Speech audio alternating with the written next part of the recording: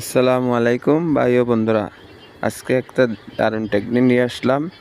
কি জন্য magnet side দিয়ে তেল পড়ে, সেই সমস্যার সমাধানের জন্য আজকে ভিডিও। তাই অয়েল তেল মারার সময় খুব কেয়ারফুলভাবে চেক করে নেবেন। যেমন ধরো অয়েল তেলটা হাত দিয়ে ঠেলা দিলে যেমন ঢুকে যায়, এইরকম হলে সিলটা মারবেন না। একটা পাতলা সুতার কাগজ দিয়ে অয়েল তেলটা বসিয়ে দেবেন। তাই আরেকটা গুরুত্বপূর্ণ কথা আছে, সেটা হচ্ছে ক্যারেংশেপে দেখে নেবেন অয়েল তেলের জায়গায় লুজ কিনা।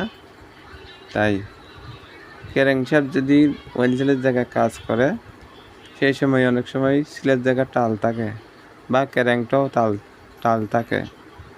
টাল থাকলে ক্যারেংটা ফিটিং করবেন না।